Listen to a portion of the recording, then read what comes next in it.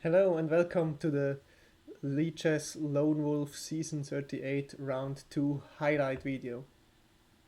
As in the previous round, I will focus on upsets because at the moment the top of the field is quite wide, so it's not possible to focus on all the players who have the maximum points at the moment.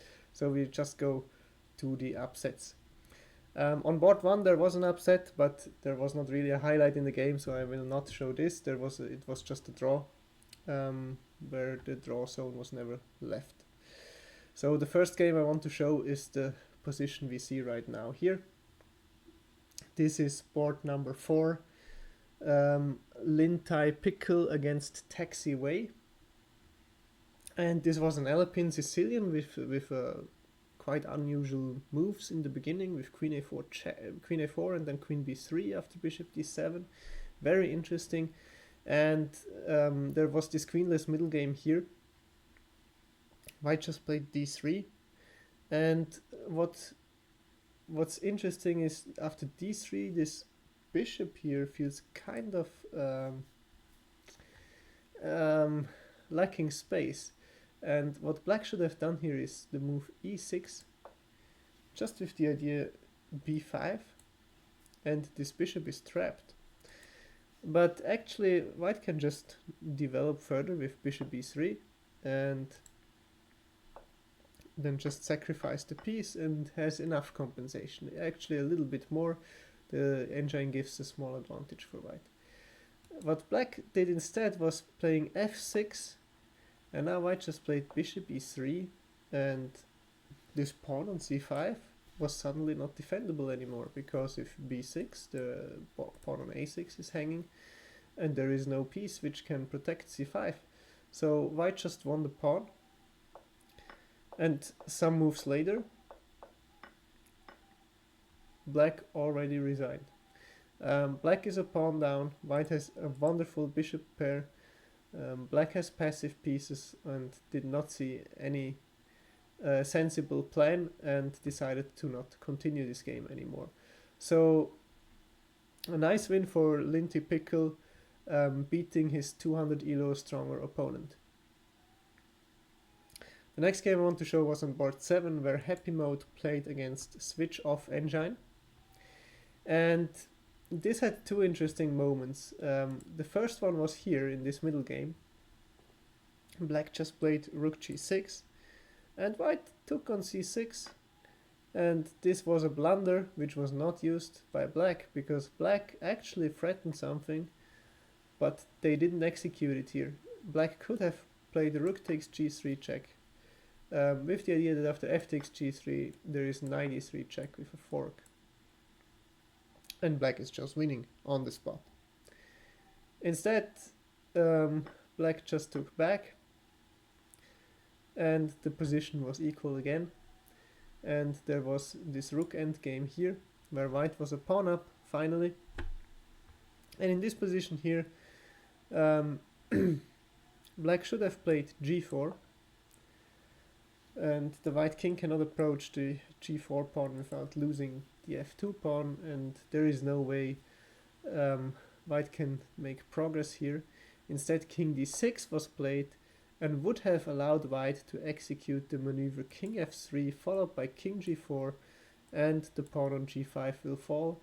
White will have two pawns against nothing with a rooks on the board, and this is winning if it's not the f and h pawn. But here this is the d and f pawn, so 2 pawns up is generally winning. Instead, white took on g5, and then this was a clearly drawn position and was drawn some moves later. So a draw here. Both sides had their chance to win the game, so maybe the draw was a fair result. The next game I want to show was on board number 11. Here played with white Silk the Wanderer against Mr. Lionel Hutz with black. And black got a wonderful position here, a queen endgame with 2 pawns up, but queen endgames are always tricky, and white with his last move tried to complicate matters. And here I think there is an easy solution, and it was just to play g4 check here. White has to take, and now just play a2, and white doesn't have any sensible checks. The king is safe on g7. Black will queen on the next move and wins. Instead, g takes f4 was played, queen f5. And here it's already a bit more complicated, but queen f6 was a nice winning move, sacrificing the b5 pawn. But instead, oh okay, if queen takes b5 then a2 I think, and the pawn marches through. If queen c2 there is f3, and there are too many passed pawns for black, and the black king is still safe on g7. After f takes g3, the engine still gives an advantage for +5 for black, but in practical terms now it's incredibly difficult to win this from the black side, because the white queen can now start checking, and in fact white never stopped checking in this game. The one mistake was here, king b3. This was just losing the f7 pawn. I guess black hoped that queen takes b5 would happen, and then the king can hide. But queen f7 instead, the black king cannot go to a2. Not possible. And finally here, after king b3, it's already a draw, which is interesting because here it still says it's winning, but apparently now the only way for black to win is to repeat the position 3 times, I think. And this is what happened sooner or later. The players had at some point a three-fold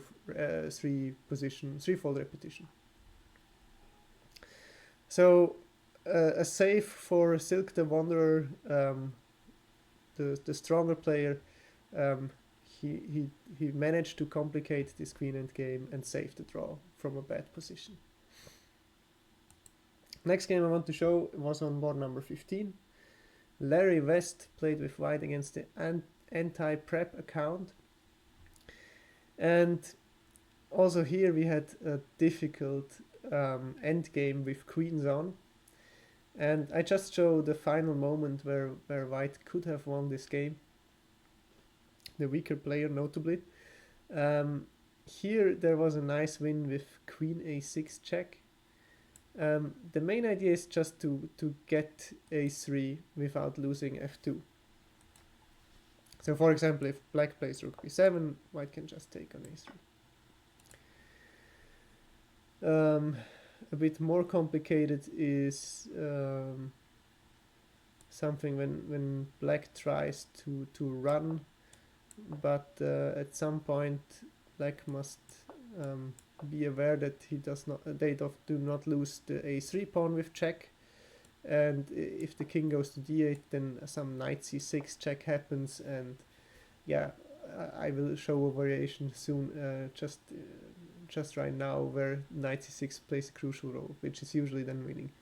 So after queen a6, I think the most or the nicest variation I found was king b8.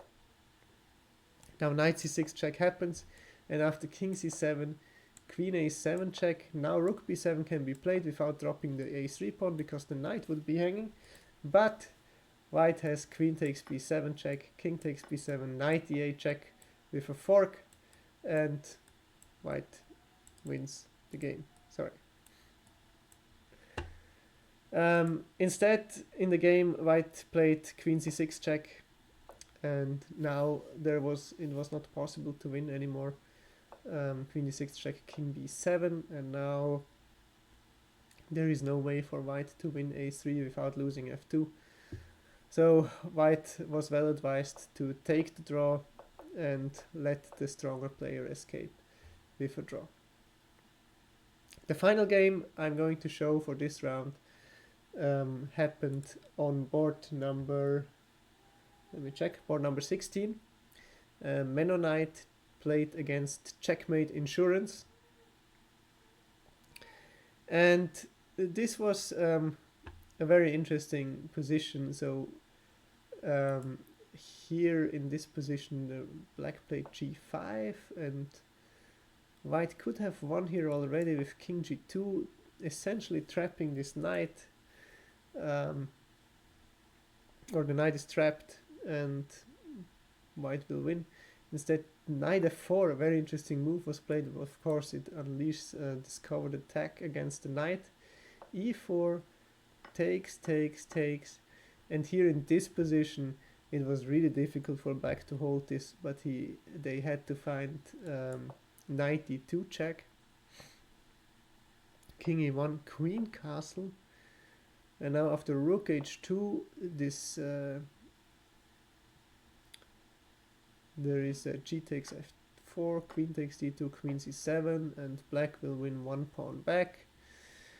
Is only one pawn down and has good chances to hold. Actually, I think the engine evaluation is 0.0 actually. Instead, black exchanged the queens, and after g takes f4, e takes f4, this knight was trapped. White collected it some moves later. Here, black chose to play knight e5 to at least double the pawns. The point is, of course, if knight d4, there is a pin. There is a pin on the d file which would win the black knight, so knight e5 was played, but here white was just 2 pawns up and went on to win this game convincingly. So these were the 5 highlights from round 2. Thanks for watching, and we'll see us again for the highlights of round 3. Goodbye.